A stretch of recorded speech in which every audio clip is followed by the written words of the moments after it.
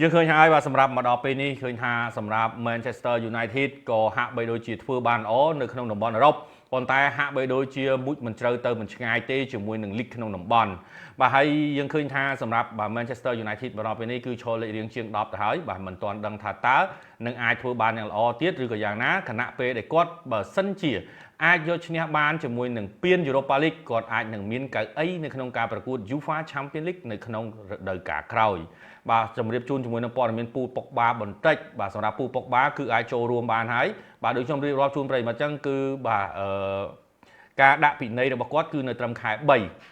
ឥឡូវនេះដល់ថ្ងៃហើយប្រិយមិត្តបាទដល់ថ្ងៃហើយគាត់អាចបាទចូលរួមជាមួយនឹងក្លឹបណាមួយដែលគេត្រូវការគាត់បាទស្របពេលដែលព័ត៌មានចុងក្រោយបានបញ្ជាក់ថាគាត់អាចនឹងសុំបាទឬក៏អាចនិយាយថាត្រូវគ្នាជាមួយនឹង Manchester United បាទមកចូលរួមបណ្ដោះអាសន្នប៉ុន្តែយើងមិនទាន់ដឹងថាយ៉ាងណាដែរទេបាទចង់ចាំអ៊ុតមើលបន្តទៀតថាតើនឹងអាចមកឬក៏អត់គណៈពេលដែល Genda បាទជាកីឡាកររបស់ Sporting នោះ Man U ចរចាចុះចរចាឡើងឥឡូវនេះគឺជេរត្រូវគ្នាជាមួយនឹង Chelsea បាត់អើយបាទមើលទៅ Man U នេះចង់បានអ្នកណាក៏វេទនាដែរបាទស្របពេលដែល Manchester City កំពុងតែស្ថិតនៅក្នុងភាពលំបាកលំបិនខ្លាំងមែនទែនបាទមិនដឹងថាទៅមុខឬក៏ថយក្រោយទេសម្រាប់រដូវកាលថ្មីនេះតើនឹងអាចលេង UEFA Champions League បានឬអត់នៅក្នុងរដូវកាលក្រោយរងចាំអ៊ុតមើលនៅ9ប្រកួតចុងក្រោយនេះតើ Manchester City នឹងទៅជាយ៉ាងណាគណៈពេលដែលការប្រកួតយប់នេះគឺត្រូវការពិន្ទុចាំបាច់បាទស្របពេលដែលប៉ះជាមួយនឹង Brighton រដូវកាលនេះក៏រៀងធូរដែរបាទរៀងថយកម្លាំងខ្លះបាទថយកម្លាំងខ្លះបាទប្រពន្ធអាចដែរបាទសម្រាប់ Europa League Man U អាចដែរបាទសម្រាប់លោក Amorim យើងឃើញចេះយើងអាចនិយាយបានថាសម្រាប់គាត់ប្រហែលជាអត់ទាន់បាទអត់ទាន់ច្បាស់ជាមួយនឹងការក្រុមជាមួយនឹង Premier League ទេបាទប៉ុន្តែគាត់អាចដឹងពីក្រុមនៅក្រៅពី Premier League ច្រើនអញ្ចឹងពេលមកបានឃើញហើយការប្រកួតនៅ Europa League គឺ Man U អត់ចាញ់ទេបាទធ្វើបានល្អបាទធ្វើបានល្អប៉ុន្តែប្រកួតនៅក្នុង League អង់គ្លេសវិញគឺអត់កើតអញ្ចឹងមានន័យថាសម្រាប់លោក Amorim គឺមិនទាន់ស្រាវជ្រាវឬក៏មិនទាន់អាចសិក្សាច្បាស់ពីក្រុមនៅក្នុង Premier League ទេបាទអញ្ចឹងចំណុចនេះក៏វាជារឿងមួយដែរហើយសម្រាប់ Man U ខ្ញុំគិតថាក៏មានអត្រានៅក្នុងការលើកពានដែរប៉ុន្តែបើសិនជាដូចប្រិយមិត្តអញ្ចឹងនិយាយអញ្ចឹងថា Chelsea នៅក្នុងពាន Conference League បើអញ្ចឹងជាយើងប្រៀបធៀបក្រុមទាំងអស់ណាគឺ Chelsea មានអត្រាខ្ពស់ជាងគេហើយនៅក្នុងការលើកពាន Conference League ប៉ុន្តែខ្ញុំមិនដឹងថាតើនឹងគួរផ្ដល់បន្ទុកឲ្យគាត់ប្រមាណទេព្រោះ Chelsea បច្ចុប្បន្នប្រិយមិត្តក៏ដឹងដែរថាជួនលេងល្អជួនក៏លេងមិនកើតដោយថ្ងៃបាទដោយថ្ងៃបាទហើយអ្វីដែលខ្ញុំបានមើលឃើញខ្ញុំនិយាយដដែលអញ្ចឹងថាតំបន់ការពាររបស់គាត់គឺនៅមានចំណោទបញ្ហាបាទជាពិសេសតំបន់ការពារកណ្ដាលរបស់គាត់គឺត្រូវឲ្យមាំទាំជាងនេះបាទនេះជាចំណុចមួយរបស់ Chelsea បាទអញ្ចឹងប៉ាវក៏ដូចជាស្ដីប្រិយមិត្តទាំងអស់គ្នា Man U ទៅ Europa League អត់ទាន់ចាញ់ទេបាទហ្នឹងខ្ញុំចូលជម្រាបជូនប្រិយមិត្តអញ្ចឹងបាទនេះចំណុចហ្នឹងបាទជាចំណុចមួយដែលជាវិជ្ជមានមួយសម្រាប់ Man U ផងដែរបាទហើយឥឡូវនេះឃើញថា Marcus Rashford ហាក់បីដូចជាទៅចាស់ទៅចង់នៅ Aston បាទត្បិតតែមិនទាន់បានទិញផ្ដាច់បាទទៅកាន់ Aston ក៏ពិតមែនប៉ុន្តែសម្រាប់ Marcus Rashford បានត្រៀមខ្លួនជាស្រេចនៅក្នុងការក្លាយជាកីឡាករពេញសិទ្ធិរបស់ Aston Villa ជាមួយនឹងតម្លៃផ្ទេរដូចជាមិនច្រើនប្រមាណនោះទេមកល្មមបាទតិចតួចល្មមដែលអាច Aston Villa អាចចំណាយលុយបានបាទកីឡាករ Man U ជាពីរបួសអស់ប្រហែលជាខ្លាំងណាបាទទៅចាយពេលបន្តិចបាទចាយពេលបន្តិចបើសិនជាយើងនិយាយអំពី Bruno Fernandes ហើយជាមួយនឹង Martin Odegaard ពិតណាស់បើសិនជាយើងនិយាយអំពីស្ថិតិគឺពិតជាល្អមែនសម្រាប់បាទ Bruno Fernandes គឺស្ថិតិគាត់គឺល្អជាង Martin Odegaard បាទទាំងការបញ្ជូនបាល់បាទក៏ដូចជាការអាស៊ីសក៏ដូចជាការរកគ្រាប់បាល់នៅក្នុងរដូវកាលនេះអាចនិយាយបានថា Bruno Fernandes គឺមានស្ថិតិល្អជាង Martin Odegaard បើសិនជាយើងនិយាយអំពីស្ថិតិយើងអាចនិយាយបានថាកីឡាករ Bruno Fernandes គឺមានប្រៀបជាងបាទទៅលើ Martin Odegaard ប៉ុន្តែបើសិនជាយើងនិយាយអំពីការសហការគ្នាជាក្រុមយើងអាចនិយាយបានថាសម្រាប់ Arsenal គឺមានការសហការគ្នាជាក្រុមគឺបានល្អប្រសើរជាងបាទ Manchester United Bruno Fernandes ជួយក្រុមបានច្រើនប៉ុន្តែគាត់ក៏បានសាងនៅកំហុសដែលយើងមើលទៅឃើញនឹងភ្នែកដូចគ្នាបាទក៏ដូចជាការព្យាយាមសុទ្ធបាទព្យាយាមរកគ្រាប់បាល់បាទប្រិមិត្តលើកឡើងថាសម្រាប់ Bruno គាត់មិនទុកចិត្តជាមួយនឹងតំបន់ប្រយុទ្ធដែលធ្វើឲ្យគាត់នឹងខ្លាចបាទព្យាយាមរកគ្រាប់បាល់ដោយខ្លួនឯងបាទពិតណាស់ប្រសិនបើគាត់ចង់បានគ្រាប់បាល់ដោយខ្លួនឯងគាត់គួរតែមានការផ្លាស់ប្ដូរជាមួយនឹងបាទតំបន់នៅក្នុងការលេងឲ្យបានច្រើនបាទជាមួយនឹងការប្រយុទ្ធទេណាបាទប៉ុន្តែយ៉ាងណាមិញគឺគាត់លេងច្រើនមែនសម្រាប់ Bruno Fernandes តែពិតគាត់មិនមែនអន់ទេគាត់ពិតជាល្អមែនប៉ុន្តែអ្វីដែលខ្ញុំមើលឃើញទៅបញ្ហាធំបំផុតរបស់គាត់កន្លែងមួយចំនួនខ្លះ គឺក្របបាល់ហ្នឹងគាត់មិនស្រូវសុទ្ធទេព្រោះដោយសារតែគេខ្សែការពារគឺបាំងពីចម្ងាយអស់ទៅហើយបាទបាំងពីចម្ងាយបាទបាំងពីមុខអស់ទៅហើយអញ្ចឹងគាត់អត់ត្រូវសុទ្ធទេបាល់ហ្នឹងវាខាតបាទបាល់ខ្លះមួយចំនួនខ្លះត្រូវបញ្ជូនឲ្យមិត្តរួមក្រុមគឺវាល្អជាងតែគាត់អត់បញ្ជូននេះគាត់បែរទៅជាសុទ្ធទៅវិញបើយើងប្រៀបធៀបកន្លែងនេះគឺ Martin Odegaard គឺគាត់យកចិត្តទុកដាក់ជាមួយនឹងក្រុមច្រើនជាងការសុទ្ធអញ្ចឹងចំណុចនេះគឺជាចំណុចខ្វះខាតមួយរបស់ Bruno Fernandes ប៉ុន្តែបើសិនជាយើងនិយាយអំពីស្ថិតិវិញនៅក្នុងរដូវកាលនេះគឺ Bruno Fernandes គឺមានស្ថិតិមួយដ៏ល្អហើយណាមួយទៀតសម្រាប់ Bruno Fernandes គឺនៅក្នុងរដូវកាលនេះខ្លាចជាកីឡាករ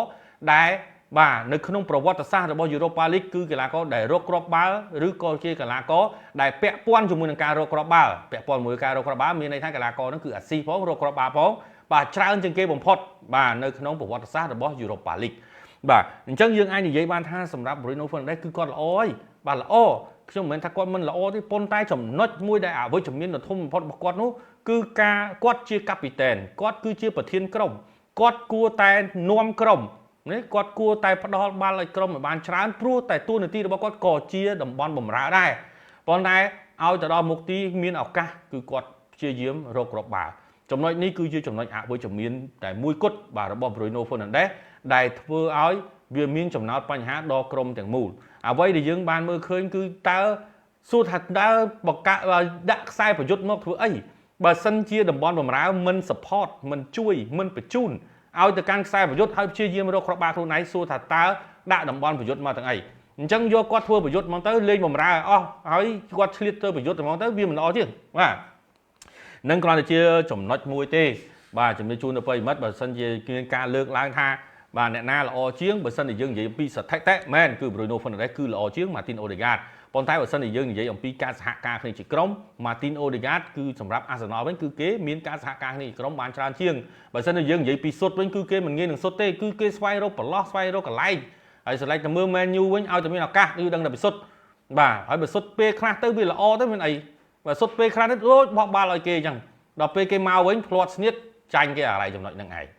បាទយ៉ាងណាមិញក៏អបអរសម្រាប់បាទ Manchester United ដែលបានឡើងទៅកាន់វគ្គបន្ទាប់ទៀតហើយជាមួយនឹងការប្រកួត Europa League បាទ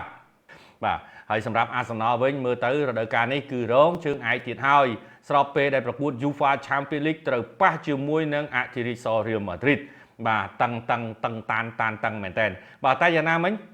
ប្រវត្តិធ្លាប់ជួបគ្នា Arsenal គេល្អជាងបាទត្បិតតែ Arsenal ល្អជាងប៉ុន្តែបើសិនជាយើងនិយាយពី Arsenal វិញជួនលិចជួនអណ្ដែតទេបាទពេលខ្លះទៅក៏បានលេង UEFA Champions League ពេលខ្លះទៅក៏អត់បានលេងទេអញ្ចឹងបើសិនជាយើងនិយាយវិញគឺ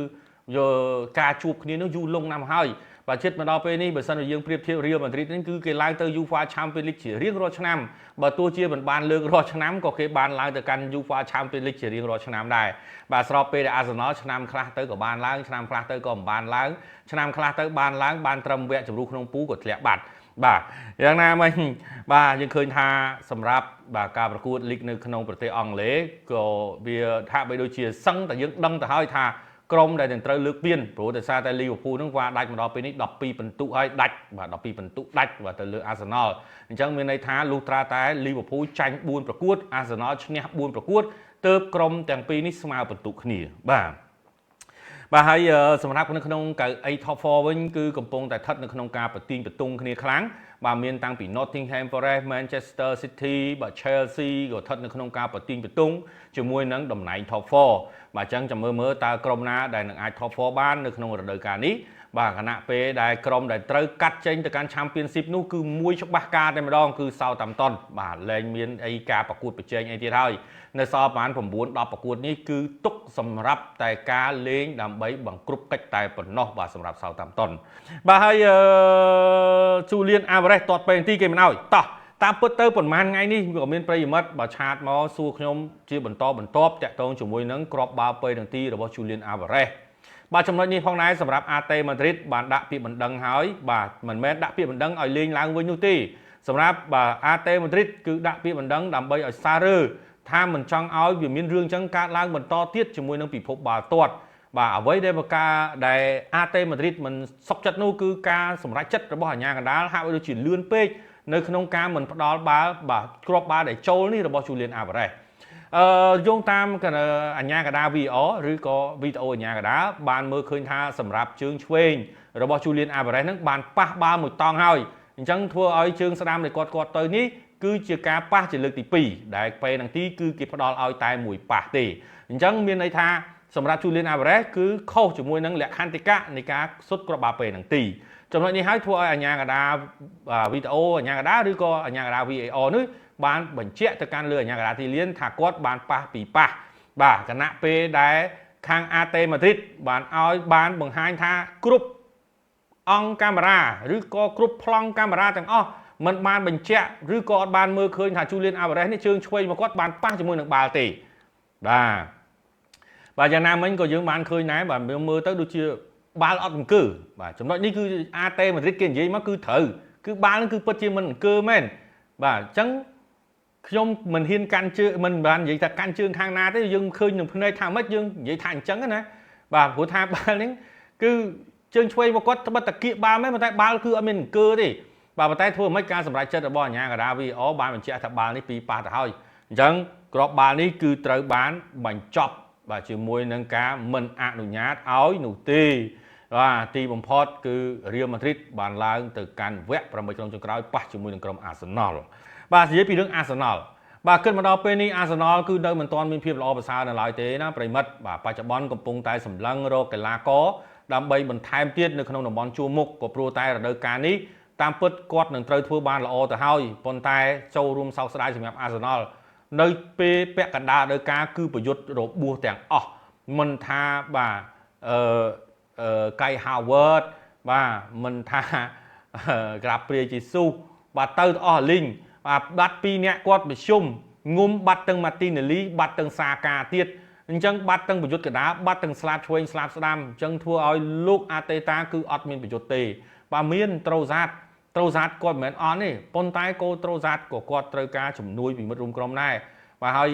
Kai Havertz បិទតែគាត់បាទមិនជាជំនួយខ្លាំងដល់ជាមួយនឹងក្រុមមែនប៉ុន្តែក៏មិនអាចផ្្លាត់របស់គាត់បានដែរបាទខ្សែប្រយុទ្ធខ្លះគឺគាត់ដើរតួនាទីសំខាន់នៅក្នុងការបាទបំបែកនៅក្បួនការពាររបស់គូបដិបត្តិអញ្ចឹងពេលខ្លះអត់មានខ្សែប្រយុទ្ធក៏អត់កើតដែរបាទអត់ដឹងថាមានអ្នកណាដើម្បីទៅបាទបំបែកជាមួយនឹងតំបន់ការពាររបស់គេទេបាទអញ្ចឹងរឿងរ៉ាវនេះក៏ពិបាកដែរបាទហើយបើសិនជាប្រិមត្តសួរថា Arsenal ជាមួយនឹង Real តើមួយណាមានលទ្ធភាពនៅក្នុងការឡើងទៅកាន់វគ្គបន្ទាប់បាទខ្ញុំអាចនិយាយបានដល់ខ្លីថាគិតមកដល់ពេលនេះសម្រាប់ Real Madrid គឺមានអត្រាខ្ពស់ជាងបាទប្រិមត្តនិយាយអញ្ចឹងថាខ្ញុំនឹងកាន់ជើងតែ Real អីតិចឲ្យ Real ឈ្នះរហូតអត់ទេបាទយើងក៏លេខទៅមើល Arsenal ប៉ុន្តែបើសិនជា Arsenal មានកីឡាករជាទាន់ពេលវេលាល្អច្រើនខ្ញុំគិតថាប្រហែលជាអាចមានសង្ឃឹមច្រើនបាទព្រោះបើសិនជាយើងគិតមកដល់ពេលនេះសម្រាប់ Arsenal តំបន់ការពារនិងបម្រើការពាររបស់គាត់មាំទាំខ្លាំងបើប្រៀបធៀបមួយ Real Madrid ប៉ុន្តែ Real Madrid ក៏ខ្សែការពាររបស់គាត់ចាប់ផ្ដើមត្រឡប់មកវិញដែរបាទគ្រាន់ថាការប្រកួតមួយ AT ខ្ញុំមើលទៅឃើញថាវាមានភាពតានតឹងនៅពេលដែលតំបន់ការពាររបស់គេមាំខ្លាំងគឺតានតឹងហ្មងសម្រាប់ Real Madrid គឺពិបាករកគ្រាប់បើទោះជាមាន Vinicius Rodrigo Mbappe ក៏ពិតមែនប៉ុន្តែគឺតានតឹងមែនទែននៅក្នុងការរកគ្រាប់ហើយបើសិនជាយើងនិយាយពីតំបន់ការពារត្រឡប់មកវិញមែនប៉ុន្តែនៅតែមានភាពរអាក់រអួលបាទនៅតែមានភាពរអាក់រអួលអញ្ចឹងសម្រាប់ Real Madrid បើប្រៀបធៀបមួយ Arsenal តំបន់ជើងក្រោមមកគាត់បើសិនត្រឡប់មកវិញណាបាទមាន Ben White Saliba បាទក៏ដូចជាបាទ Gabriel មកវិញមកខ្ញុំអាចនិយាយបានថា Alex Kelly នេះតំបន់បាទការពារស្លាប់ឆ្វេងហ្នឹងក៏គាត់មករកភាពល្អរបស់គាត់ច្រើនដែរគាត់ថាចាប់ផ្ដើមព្រាមគាត់កាត់ក្រហម2ដងបាទរឿងជាមួយដែលជាចម្លែកដែរបាទសម្រាប់គាត់ប៉ុន្តែយ៉ាងណាមិញបាទ Raúl Asensio គឺគាត់មកហើយបាទល្អហើយឥឡូវដូចជាជាប់ជាមួយនឹងជម្រើសជាតិអេស្ប៉ាញហើយបាទជាប់ជាមួយជម្រើសជាតិអេស្ប៉ាញហើយបាទអញ្ចឹង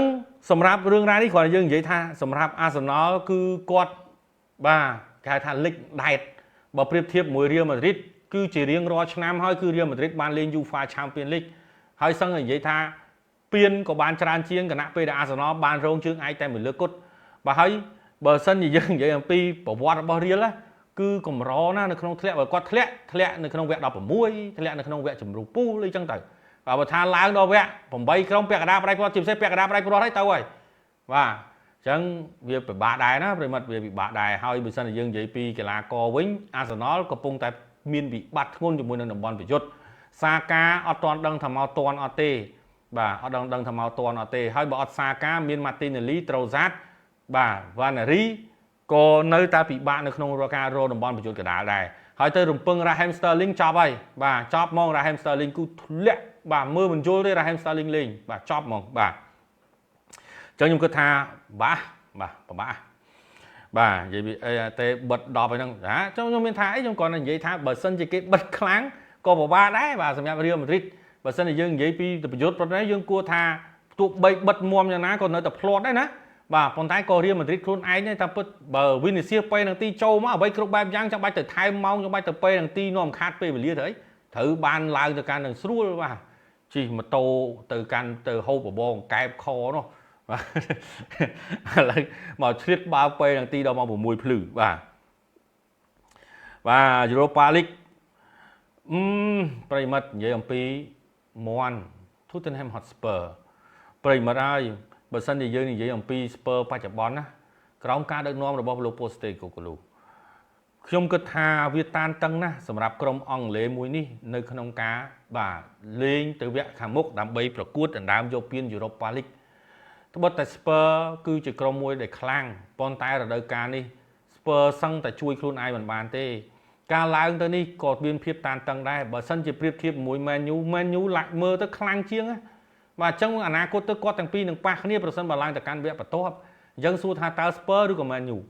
បាទចំណុចនេះហើយរឿងរ៉ាវនេះក៏វាផ្ដល់ផលលំបាកដែរជូនប្រកាន់ប្រិមិត្តដូចជំរាបជូនអញ្ចឹងថាសម្រាប់ Spur គឺរបួសកីឡាករច្រើនពេកហើយដែល Spur កំពុងតែមានភាពតានតឹងបាទរបួសច្រើនពេកហើយគេមិនឃើញទេតំបន់ប្រយុទ្ធបើមិនស្រឡាញ់គេរបួសទេ Richarlison ដូរឆ្លាស់គ្នារបួសបាទសុននោះនៅបន្តបានប៉ុន្តែឥឡូវសុនលោកគ្រូអត់សូវចង់ដាក់លេងជាមួយអ្នកដំបងទេសុនឆ្នាំនេះគឺធ្លាក់ទម្រង់ទៀតហើយតំបន់បំរើតំបន់ការពារនោះ Van der Ven ក៏បានរបួសរយៈពេលយូរទៀតអញ្ចឹងមកដល់ពេលនេះសម្រាប់ Spur គឺកីឡាកររបួសចង់មកតារាងទៅហើយអញ្ចឹងសួរថាតើគាត់អាចនឹងតទល់ជាមួយនឹងការលើកពាន Europa League បានងាយស្រួលដែរទេបើប្រៀបធៀបជាមួយនឹង Man U កីឡាកររបួសមែនប៉ុន្តែប្រិមត្តឃើញទេបាទតំបន់ខ្សែការពារថ្មីដែលទិញមកពី Arsenal គឺ Heaven ធ្វើបានល្អមែនទេដល់ពេលលេងជាមួយ Arsenal ដល់ថ្នាក់លោក Arteta នឹកឃើញស្ដាយថាមិនសមណាលោក Heaven ទេបាទប៉ុន្តែធ្វើម៉េចក្លឹបគឺត្រូវការផ្គត់ផ្គង់ជាមួយនឹងហិរញ្ញវត្ថុបាទការលក់កីឡាករថ្នាលការលក់កីឡាករបាទឈុតតូចនេះក៏ជាផ្ដល់ផលល្អមួយសម្រាប់ក្លឹបដែរព្រោះដោយសារតែលុយទាំងអស់នោះគឺជាលុយសុទ្ធបាទគឺមិនបានឆ្លងកាត់ទេបាទជាមួយនឹងការទិញដូរពីបេតុងដែលត្រូវកាត់ជាមួយនឹងពន្ធអញ្ចឹងលុយលក់បានប្រមាណបានប៉ុណ្ណឹងការលក់ថ្នាលពីររូបឲ្យទៅកាន់ Manchester United គឺជារឿងមួយដែលលំបាកមែនទែនបាទសម្រាប់ Arsenal ឥឡូវនេះគឺមានមួយរូបទៀតហើយបាទសម្រាប់កីឡាករថ្នាលរបស់ Arsenal ដែល Man U កំពុងសម្លឹងរកឃើញបាទអញ្ចឹងបាទខ្លាចតែអនាគតកីឡាករថ្នាលរបស់ Arsenal អស់ខ្លាចជាកីឡាករ Man U ទេបាទរឿងខ្លាចអញ្ចឹងណាបាទ